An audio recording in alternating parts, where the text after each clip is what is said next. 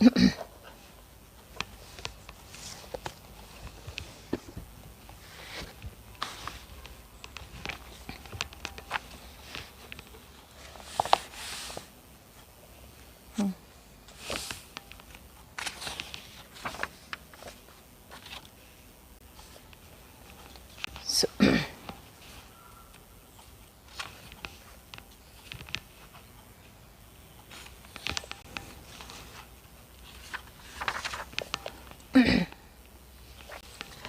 ik vind het zo aantje. Zo આવો એ શું છે? એ તમે અત્યારે એટલે લાઈવ ફીડ આજ કે માઇકમાં કેટલું છે એ બંધ કરતા હા કર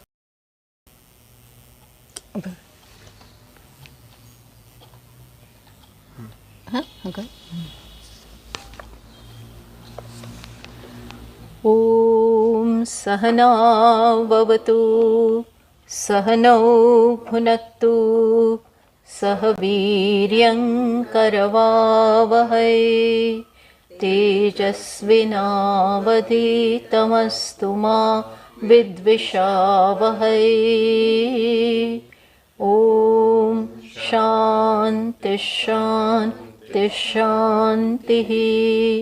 ॐ पूर्णमतः पूर्णमिदं पूर्णात् पूर्णमुदच्यते पूर्णस्य पूर्णमादाय पूर्णमेवावशिष्यते.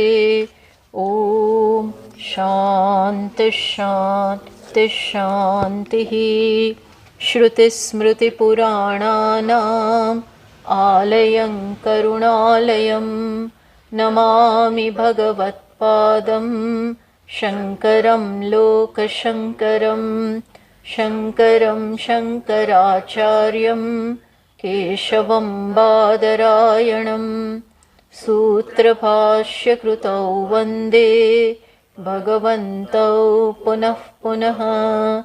ईश्वरो गुरुरात्मेति मूर्तिभेदविभागिने व्योमवद्व्याप्तदेहाय दक्षिणामूर्तये नमः. So, let us know what pramana is. So, we are beginning a new subject today. We shall be doing Upanishads henceforth, but today let us first see what pramana is. Pramana means an authentic source of knowledge. For knowing something, anything, it can be anything, you should always go to the valid or authentic source of knowledge to know that subject.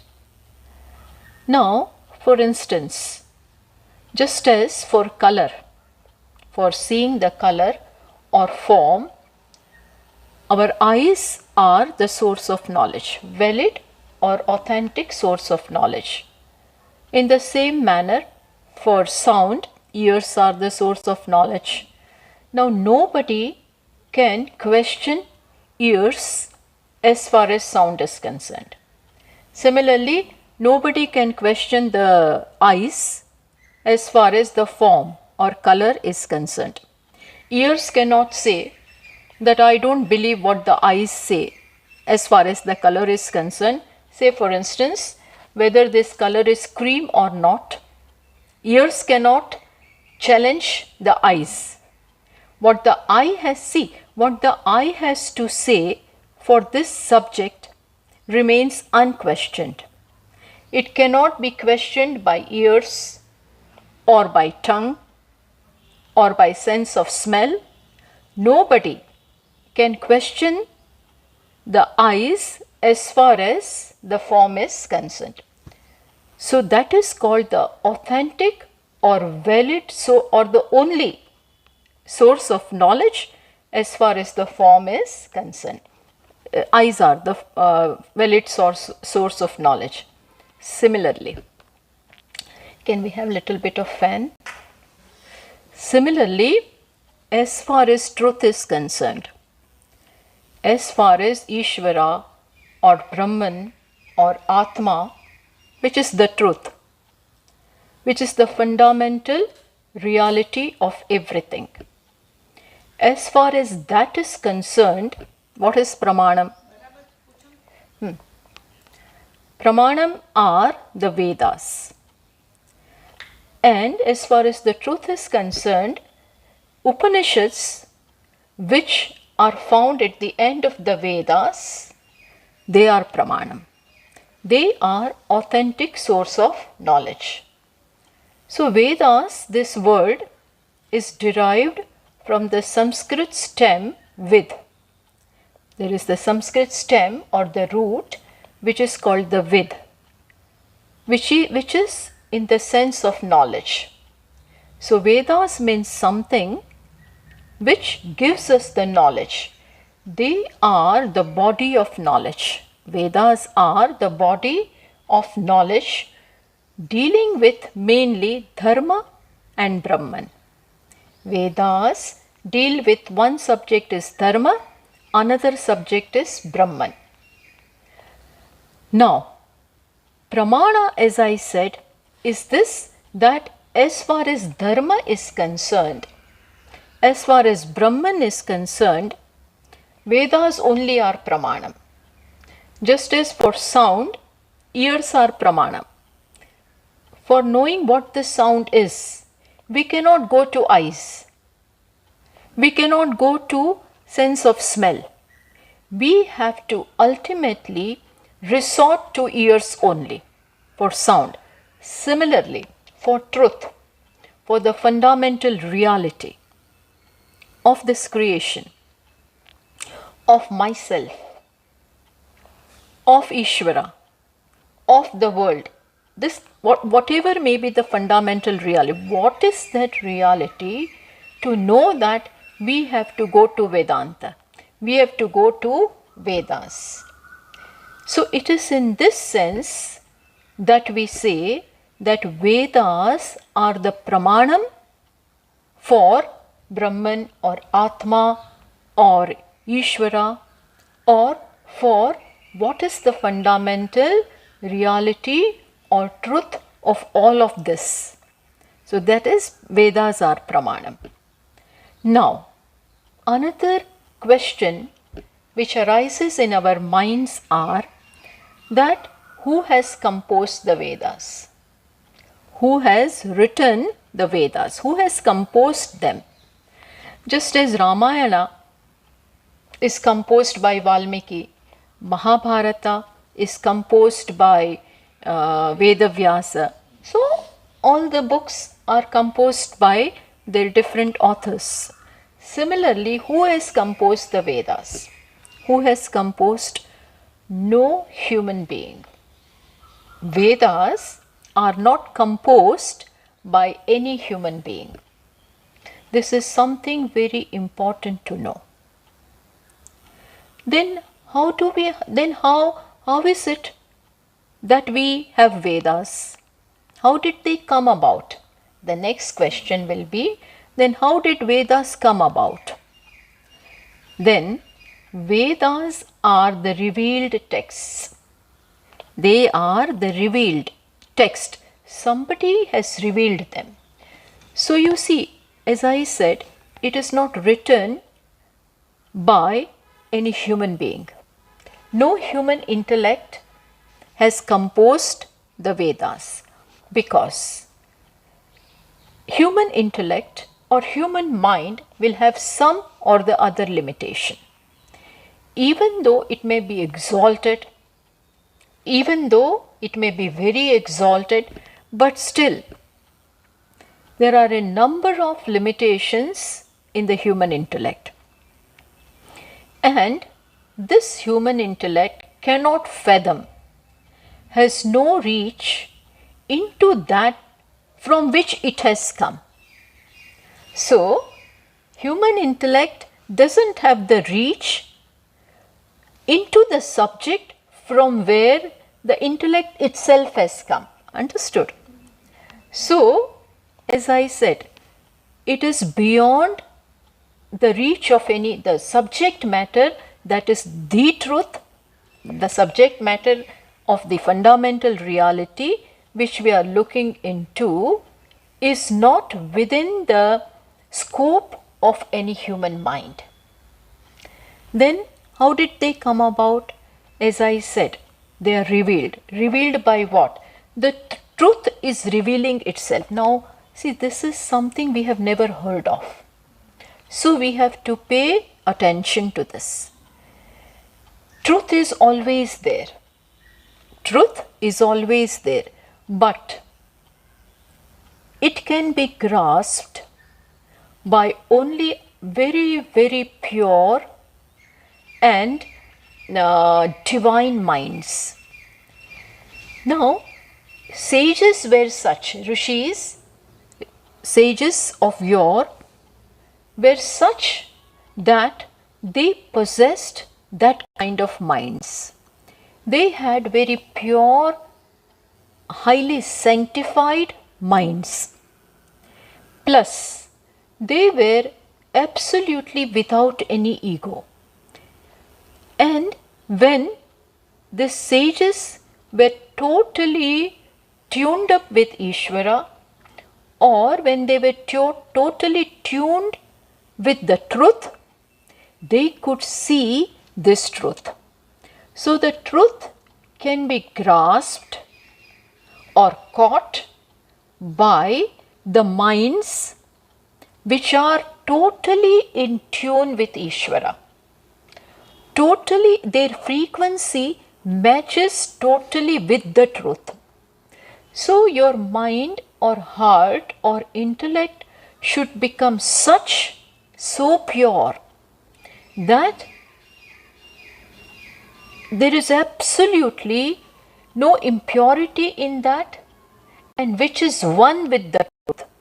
When sages or rishis were in this state of mind, when they possessed this state of mind, they could grasp the truth. As I said, truth is always there. Truth is never absent. If it is absent, then it is not truth.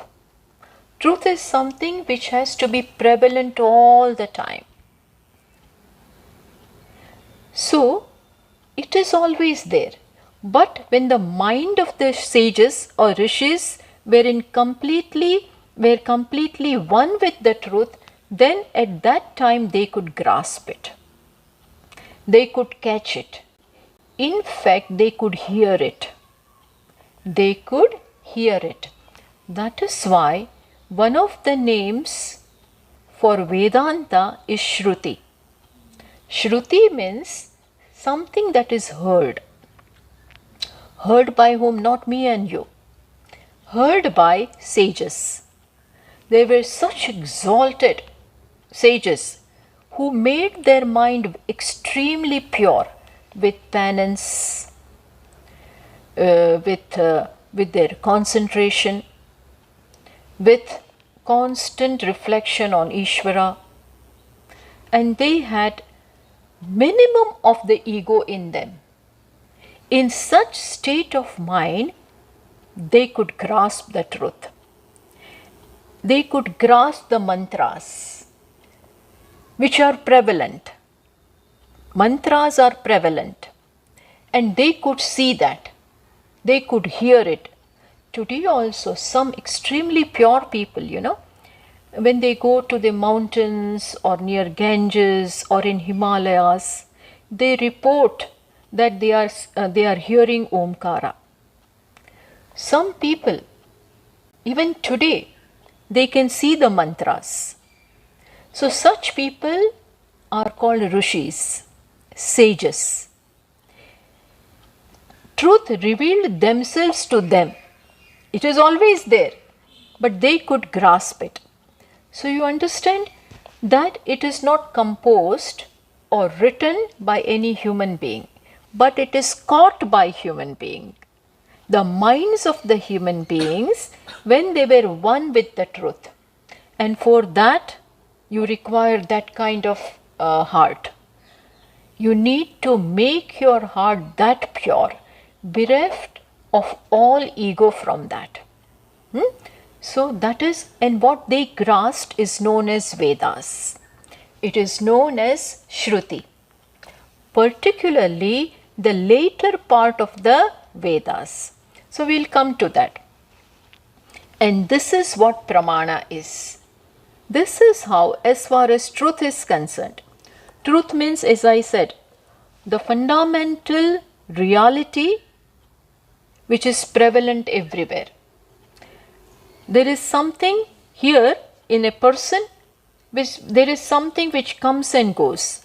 The personality aspect, the name and form aspect of everyone is something which is limited in time. But there is something which is not limited in time, which is always there.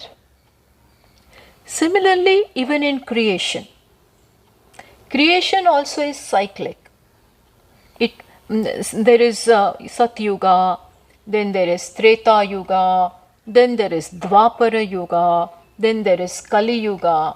Means there are changes happening in the creation also. So creation is also cyclic. Something comes and goes. The name and form, that comes and goes, but something always remains the same. And what is that? That is the truth.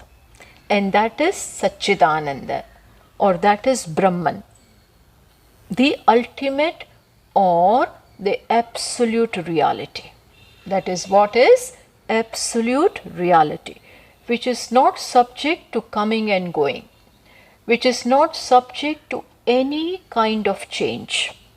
Absolutely no change whatsoever is taking place. That is the truth. And that is revealed, that is constantly revealing itself. That is, in fact, it is always there. But a mind is required, mind of highly pure people, highly divine people. They only can grasp it. So maybe when they were in Samadhi, Samadhi is such a state when ego has subsided, when ego is not there, and when only truth remains, that time they could grasp it. That is what is called Vedas. That is called, that is what is known as Vedas. Now, again, there was a time when Veda was one body of knowledge, just one source of knowledge. Then came Veda Vyasa. Then there is this author of Mahabharata who has composed many things. He was highly exalted person. He edited the Vedas into 4 different sections. He edited, that is why he is called Vyasa. He edited the whole body of knowledge which is known as Vedas into 4 sections, keeping the subjects in mind. So one is the most old body of knowledge which is prevalent is Rigveda, Samaveda, Atharva Veda and Yajurveda. These are the 4 Vedas. Now again, in Yajurveda there are 2 sections. Krishna Yajurveda and Shukla Yajurveda. Yajurveda also has 2 recensions, 2 branches. One is called Shukla, other one is Krishna. Shukla means white and Krishna means black. That is the name. Okay. So these are the 4 Vedas. Okay. In this 4 Vedas also, in all the 4, we can divide the Vedas into 2 sections. We can divide them broadly into 2 sections. Which are they? One is Karma Kanda, other is Jnana Kanda. One is Karma Kanda, other is Jnana Kanda. Kanda means the part pertaining to karma. So Karma Kanda is the part of the Vedas which pertains to action, and Jnana Kanda is the part which pertains to knowledge. You can even call it Karma Kanda, can also be called Pravritti Lakshana Dharma. Pravritti means action.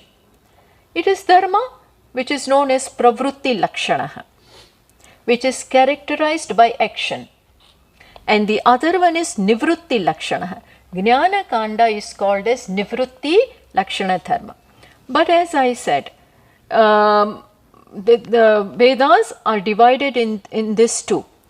The Karma Kanda section is something which talks about dharma, and the Jnana Kanda is something which talks about Brahman. Jnana Kanda talks about Brahman. Now, in Karma Kanda, dharma means something. By dharma, if we mean values, then that is something which we can understand. But dharma also means that there are many realms, lokas, there are many realms beyond this earth. There are many realms beyond the earth and below the earth. Many lokas are there. Now, how do I go to certain loka after my death? After death, if the person has not attained moksha, that is liberation, then that jiva, that person is likely to go to higher lokas, higher realms, or the lower realms. Realms above the earth are higher ones. Realms below the earth are the lower ones. Okay? Now, how does one decide? How does one decide that one will go to higher lokas or lower lokas, higher realms or lower realms? That is decided by the kind of actions that one performs in this life, the kind of attitudes that one entertains in this life. But again, by doing what will I go there? Nobody knows. For that, again, what is Pramanam? What is Pramanam? Vedas alone are Pramanam. That by doing such and such action, performing this ritual, this homa, I will be going to heavens or some other loka. That can be known only through Vedas. We have no way of verifying that there is a heaven, that there is a realm called heaven, or Brahmaloka, or Karmaloka, Pitruloka, any such lokas, or that there is hell down below. How are we going to verify? How are we going to find out? We may wind up there. We may wind up going there. But remaining here, I cannot say that there is a loka there. I have no means of seeing that. Can I see it with my eyes? In no way can I see that. My sense organs, much less my mind, much less my intellect, none of them can see that. Or can in any way say that they are existent other than Vedas. So we have to resort to Vedas to know about them. By doing such and such, I will be winding up going to Swarga or to hell. I have no means of knowing that. Only and only Vedas can enlighten us on that. You follow? Only Vedas can enlighten us. That is why for both, for dharma also it is pramanam, plus also for Brahman. Brahman means the reality, the truth which is all pervasive, which is everywhere. there is not an iota of place or space or time where truth is not. Truth is all pervasive. But to know that, again, because that is also not verifiable with my eyes or by ears or by sense of taste or touch or anything.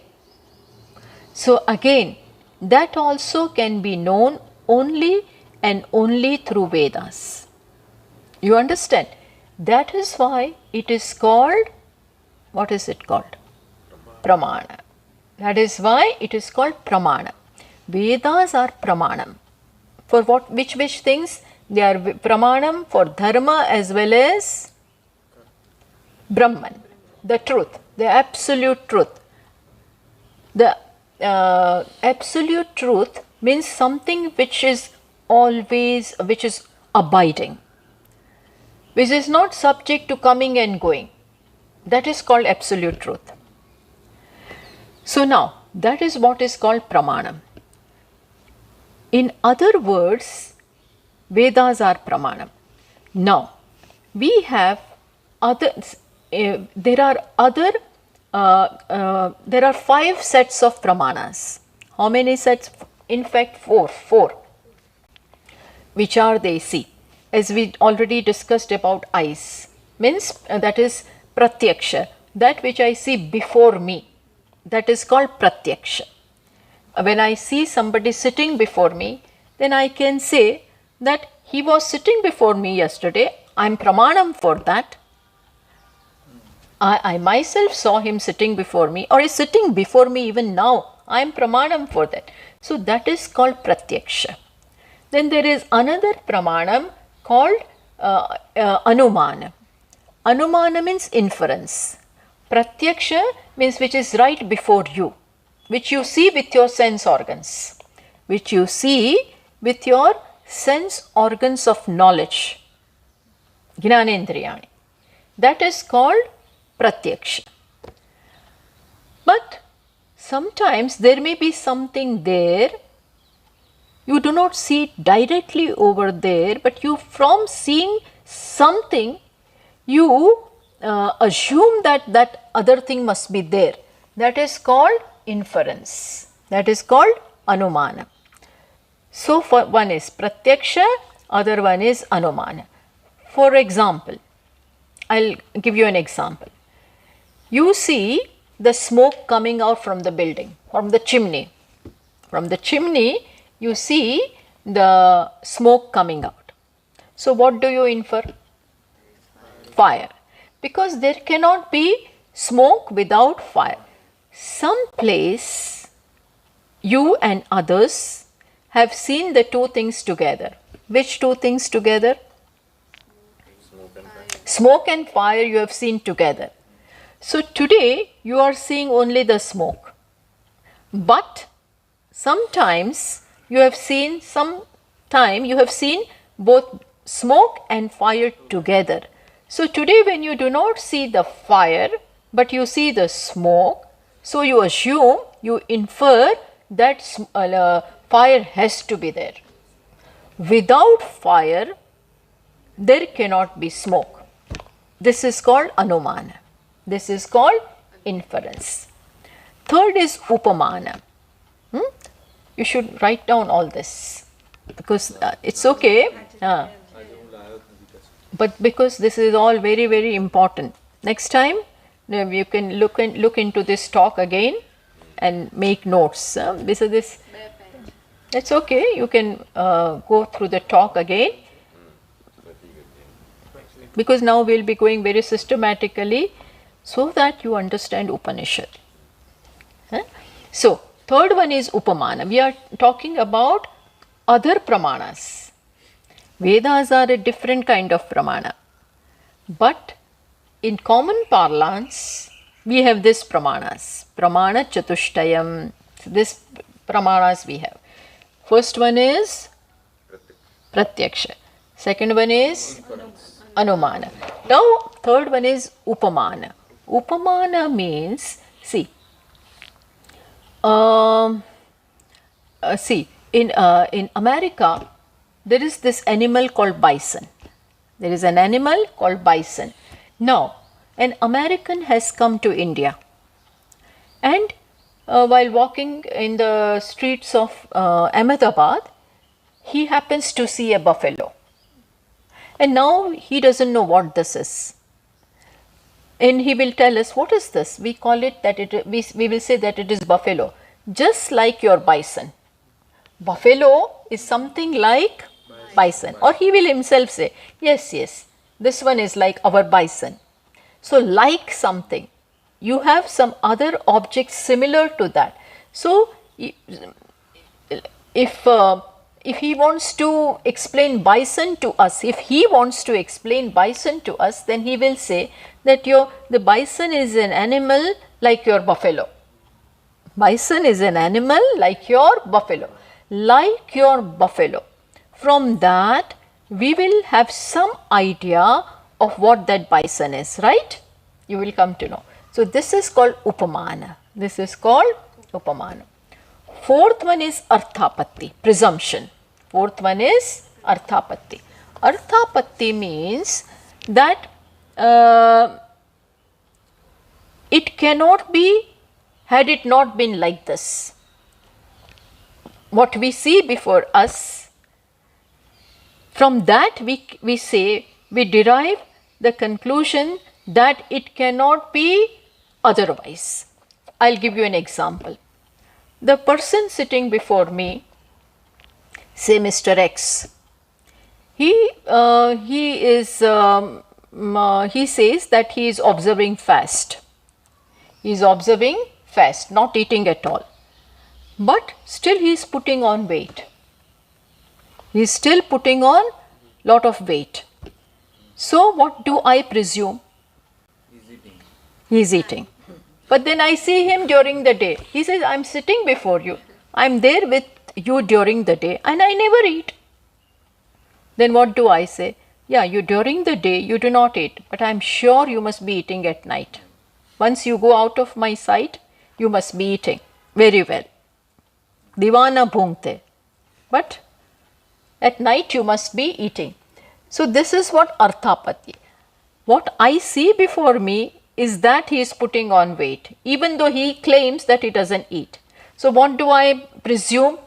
In that case, he must be eating at night. This is called Arthapatti. I don't see him eating before me, but weight cannot come. He cannot put on so much of weight without eating. So this is called presumption. This is Arthapatti. Then fifth one is Anupalapti. Anupalapti means I do not see a thing. From what? See, supposing I say, there is no elephant on my hand. On my palm, there is no elephant. So when I say there is no elephant on my palm, what do you do? How do you decide that there is no elephant here? You know what elephant is. And you do not see that elephant here. Anupalabdhi. That is also one kind of pramana. You know what elephant is, and from that you decide that it is not here. Follow? When I say there is no elephant here, you know what elephant is. But that elephant is not seen here. That is called Anupalapti Pramanam. And sixth one is Shabda. Now, from these many Pramanas, Pratyaksha, what you see before you, inference, Anumana, Upamana, Arthapatti, Anupalapti and Shabda. This rest of the five do not apply as far as the truth is concerned. Now let us see how. With your eyes, can you see the truth? Truth, can it be seen with the eyes? Pratyaksha doesn't work. When Pratyaksha doesn't work, inference will also not. See, for you to say that there is fire, you have sometime seen the smoke and the fire together in the kitchen. From that, today you see only the smoke, but then you with guarantee you say that there has to be fire. Why? Because smoke cannot be without fire. You have seen these two together, concomitance. At some time you have seen the fire as well as the smoke together for you to say today that fire has to be, even though you are not seeing the fire, you are today seeing only the what? Smoke. But still you infer the presence of fire. Now that way also we cannot infer the truth. From what will we infer the truth? From what will we infer the truth? We have to see the fire, I should see the fire and the smoke together for me to infer that fire has to be there. For that, like in case of truth, what two things to go together for me to say that truth has to be there?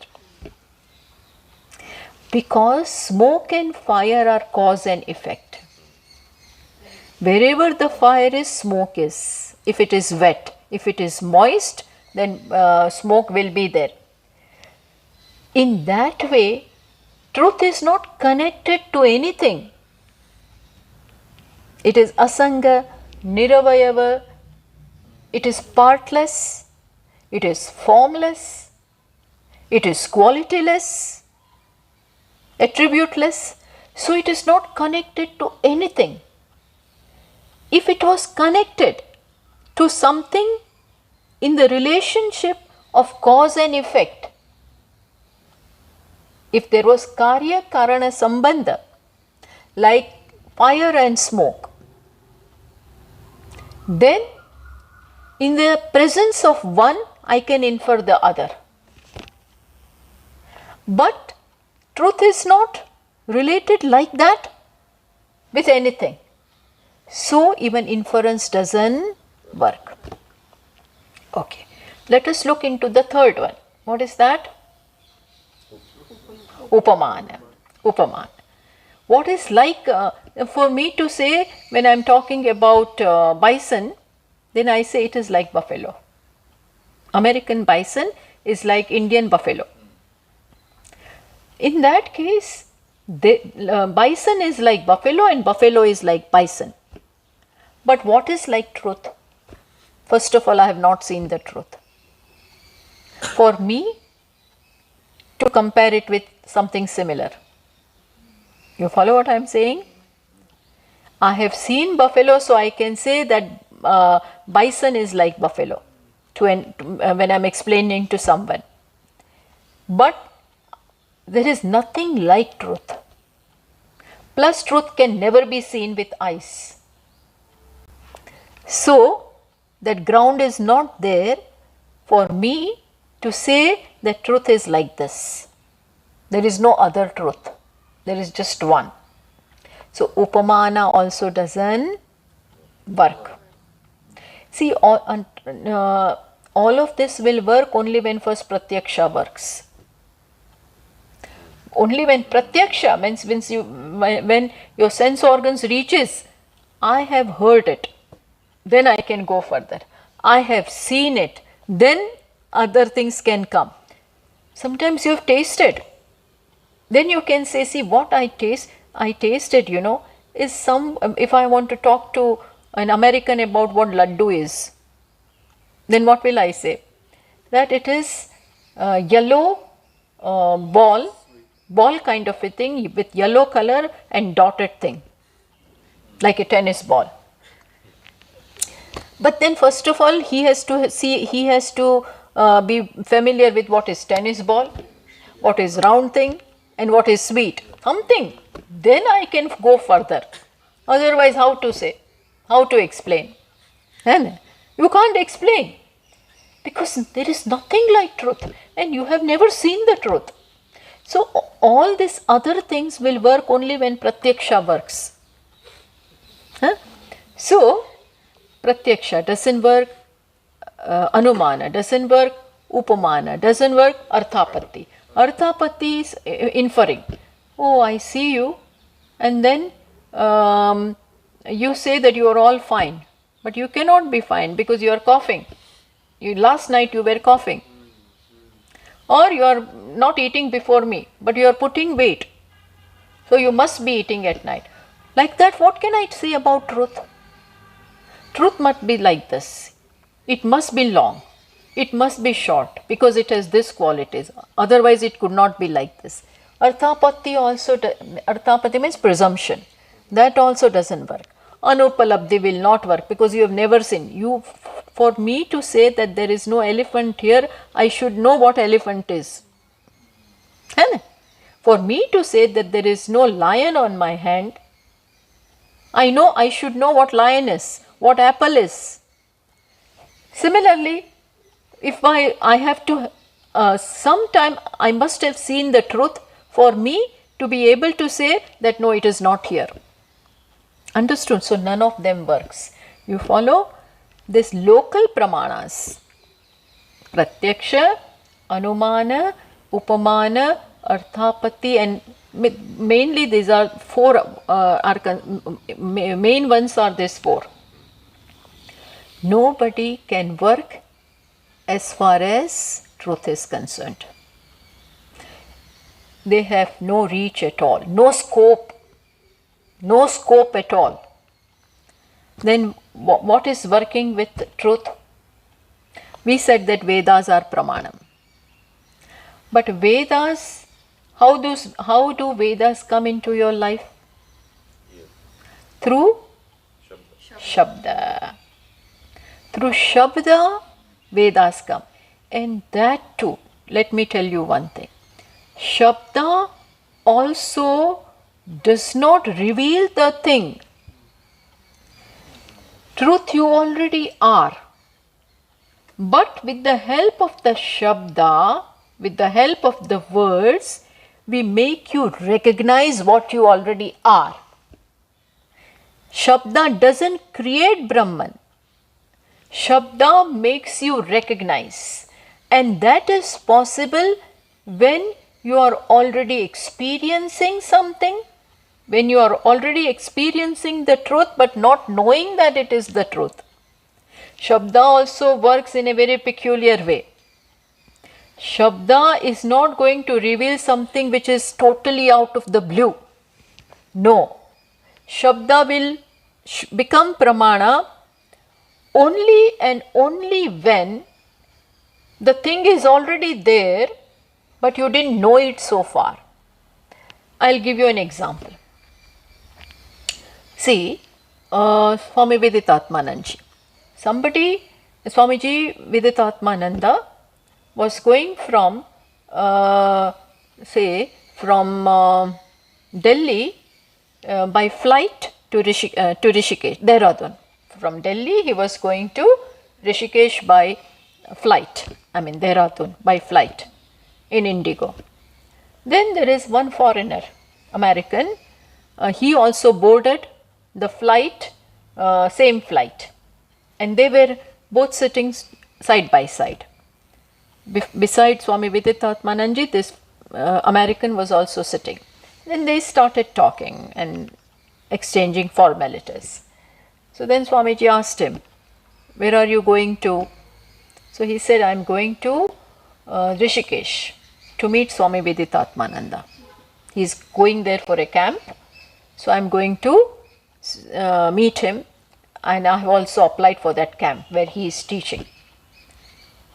Then now understand, he has never seen Viditatmananda, but he is experiencing who is sitting right beside him. He is experiencing him, talking to him, not knowing that he is talking to Viditatmananda. So even though experienced, not recognized. If there was no one to introduce Swami Viditatmananji, or he himself had not introduced, then that fellow would not have known. Both of them would have travelled together, and still he would not know that all the while in the flight I was sitting beside him, the one who I am sitting in whose camp I am going to attend and whom I will see while teaching. When he goes to the classroom, then, "Oh my God, you were there beside me." You follow? So, Shabda did not create Viditatmananda. So, when Swamiji said, when he said, I am going to meet Swami Viditatmananda, then Swamiji said, I am Viditatmananda, myself. So, I am Viditatmananda, myself, created the knowledge. Huh? When will it create the knowledge? When he was already there and he was looking for it. Similarly, when I am told you are Brahman, when can I know Brahman? When I know that I am not the small individual which I am taking myself. I am looking for Brahman. Means I am looking for something that is limitless in my life. But I don't know what it is. The teacher comes along and says, Tattvamasi, you are that. Then the object, no, you cannot call Atma the object, but limitlessness is already there, but it needs to be shown. So it was experienced all along, but I never knew about it. It is in such a case that Shabda can work. If I was not Atma, then thousands of words, even if they told me that Brahman is this, I would not know. But when it is said, you are Brahman, oh my God, I am not this person I am not a woman which I took myself to be, but I am Brahman. Then the words work. You follow how words work? This is how it works. You are experiencing but not recognizing. Then the words will show you. So this is how the words of the Vedas become Pramana. This is how the words become Pramana. And now, what we need for the knowledge of the self or the absolute reality is the later part of the Vedanta. The first part is Karma Kanda, the later part is Jnana Kanda. So what we need is the later part, because that is where the knowledge of the self is contained. Not that Karma Kanda is not important. It is important. We will talk about that next time. But what we need is the knowledge of the self, and that is found at the end of the Vedas. Positionally, the knowledge of the self or the truth appears at the end of the Vedas. Okay, that is why it is called Vedanta. Anta means end, and the knowledge of the self is found at the end of the Vedas. In the first part you find about karma and upasana and things like that. That is why it is called Vedanta. Upanishads are called Vedanta. Another meaning is, for Vedanta, one meaning I have already given you, that what is at the end of the Vedas, that is called Vedanta. And what is at the end of the Vedas? Generally speaking, Upanishads are found at the end of each Vedas, generally speaking. There are exceptions. Many a times we see that Upanishads are found in between. Sometimes in the first part also. That is quite possible. But generally, it is found at the end. Plus, another meaning of Anta. Vedanam, Anta also means core. Anta also means the theme, the central theme, the quintessence. So that way also the main theme of the Vedas is what? Upanishads or Atma or Brahma. That is why also it is called Vedanta. These are the different meanings. So not that first part is not important. You have to go through the Karma Kanda. That also we will see next time, because it prepares the ground. It prepares the ground for you to understand Vedanta. But this is what? This is how Pramana is explained. Another thing is that all the Vedas, all the four Vedas have Upanishads. Whether it is Rigveda, whether it is Samaveda, whether it is Yajurveda, whether it is Atharva. We will talk about this. All the 4 Vedas have Upanishads in them. There were many Upanishads, many and many of them, but about 300 Upanishads are still found. 108 certainly, but there are about 300 Upanishads even today. Out of them, 10 are studied for knowing about Atma and creation and everything. 10 major Upanishads are studied precisely because Shankaracharya ji has written commentaries upon them. Which are those 10? Ishavasya, Kenopanishad, Kathopanishad, Mundakopanishad, Mandukyopanishad, Prashnopanishad, Aitareya, Taitareya, Chandogya, Brihadaranyaka. These are the 10 main Upanishads found in all the Vedas, which means some are found in, like, let us say, Rigveda has Aitareya Upanishad, then Samaveda has Chandogya Upanishad, Kenopanishad, then Yajurveda has 2, Shukla and Krishna. The Krishna Yajurveda has Taittiriya Upanishad, then it has Kathopanishad, then Shukla Yajurveda has Brihadaranyaka Upanishad, Ishavasya Upanishad, then Atharva Veda has Mundak, Mandukya, Prashna.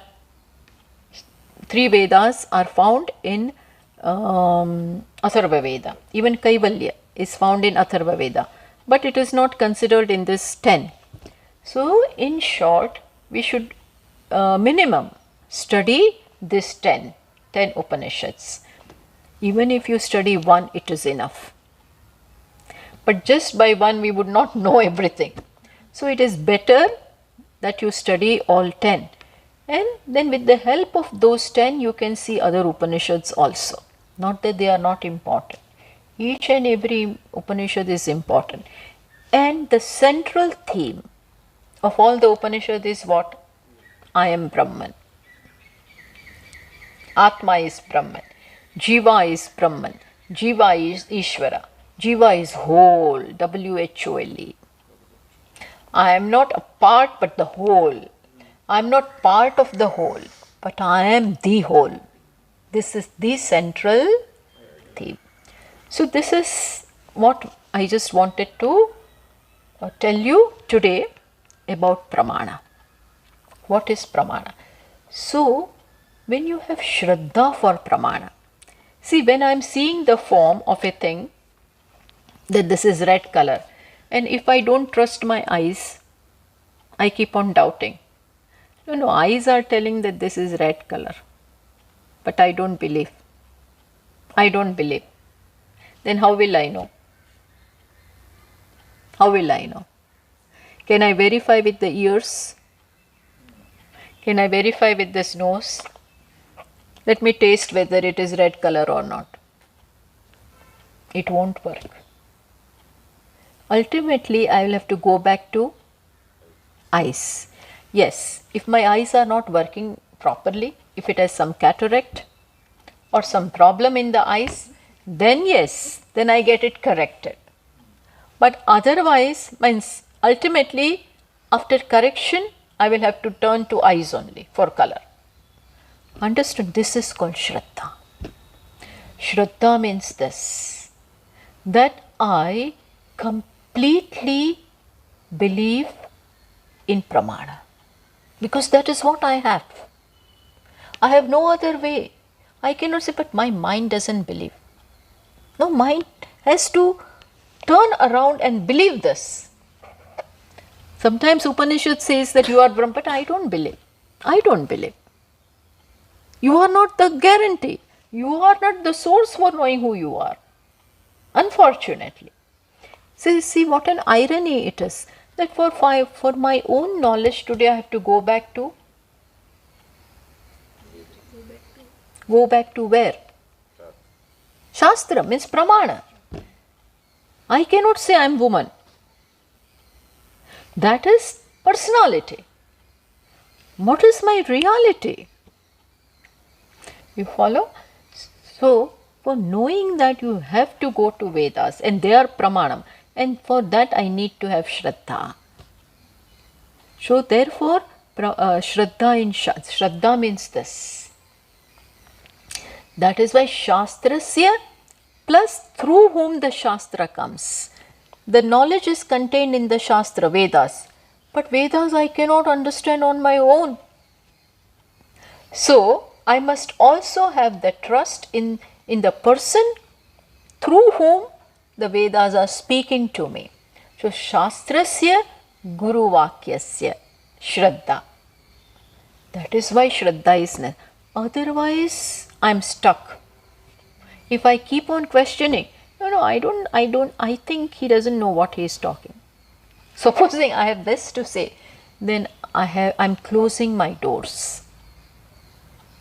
That is why Lord Krishna says that go tadviddi pranipatena pariprashnena sevaya. May you go to some wise person, serve him and establish a bond with him so that he knows you, you know him, and then you will be able to trust in what he is speaking. So, trust is necessary. Trust means Shraddha. So, Pramana and trust in Pramana then it will work. Pramana is, but if I don't trust Pramana, there are people who don't trust Vedas.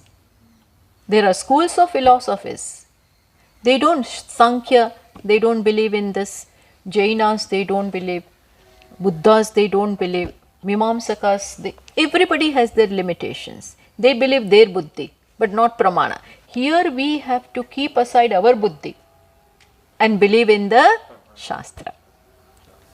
So, today we will stop here and we have dealt with the Vedas plus Vedas as Pramana.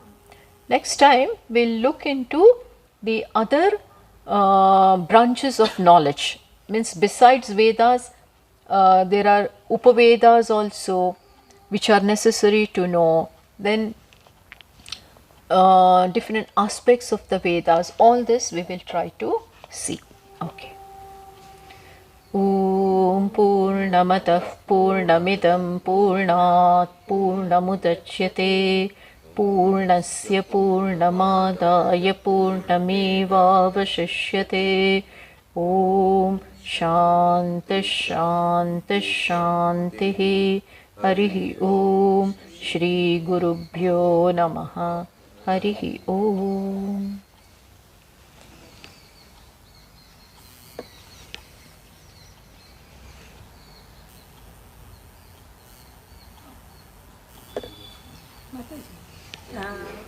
ઉપનિષદ વેદાંતનો ભાગ કહેવાય કે સાર કહેવાય? અને ભાગ. દરેક વેદાંતનો ભાગ જ છે. એટલે એનું સપોઝ વેદનું એક ચેપ્ટર છે, સપોઝ ચેપ્ટર હશે એમાં વેદમાં પણ, એ હવે તમે કહેશો કર્મ